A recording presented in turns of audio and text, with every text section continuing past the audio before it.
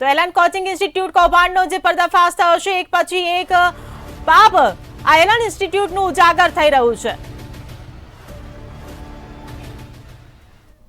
તો સુરત ડીઓએ આજ મુદ્દે શું કહ્યું આવો સાંભળીએ। બાળકોના ભવિષ્ય સાથે રમાય છે પૈસાની રમત, લાખો કરોડો રૂપિયા ઉઘરાવાય છે, સ્કૂલોમાં પુરાય છે હાજરી, પરંતુ બાળકો ત્યાં હાજર નથી હોતા। ક્લાસીસો દ્વારા ચલાવાય છે શિક્ષણનો વેપાર। આ વેપારનો પર્દાફાશ કર્યો છે મંતવ્ય ન્યૂઝ ચેનલે।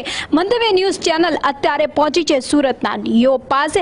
ભગીરથસિંહ પરમાર હાલ આપણી સાથે જોડાયા છે, આપણે એમની જોડે વાત કરીને જાણે એમનું શું કહેવું છે। સર, મંતવ્ય ન્યૂઝ ચેનલે અડાજણ પર આવેલી જે આકાશ ઇન્સ્ટિટ્યૂટ છે તેની અંદર આખો પર્દાફાશ કર્યો છે। ત્યાં વિદ્યાર્થીઓ ડમી હોય છે, આ ડમી વિદ્યાર્થીઓ સ્કૂલે હાજરી બોલાય છે પણ તેઓ સ્કૂલ નથી જતા, લાખો રૂપિયા ઉઘરાવાય છે। જો પૈસા ના હોય ને તો લોન લઈને પણ ફીસ ભરવા માટે તેઓ કન્વિન્સ કરે છે। તો આ રીતે તો અન્ય જે લાયકાત ધરાવતા બાળકો હોય તેમનું ભવિષ્ય અંધકારમાં જાય છે। આ બાબતે મંતવ્ય ન્યૂઝ દ્વારા જે વાત મળી છે આજે તે બાબતની પૂરેપૂરી ચકાસણી કરવામાં આવશે। આજથી જ આ બાબતે ટીમ બનાવી અને તેની ચકાસણી કરવામાં આવશે, જેથી કરીને આવી જો કોઈ શાળા હશે તો તે બાબતમાં કડકમાં કડક કાર્યવાહી કરવામાં આવશે।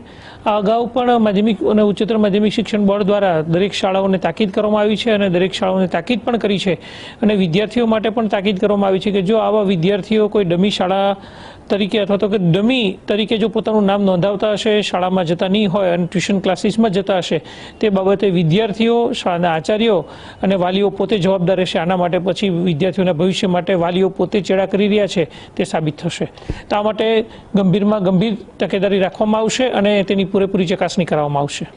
સર, કેટલીક શાળાઓનું એ પણ માનવું છે કે જે રીતના આ વિદ્યાર્થીઓને ડમી બનાવીને તેઓ એડમિશનો લઈ રહ્યા છે, મસ્ત મોટી ફી વસૂલી રહ્યા છે, તો આનાથી શાળાનું પણ અસ્તિત્વ જોખમાઈ રહ્યું છે।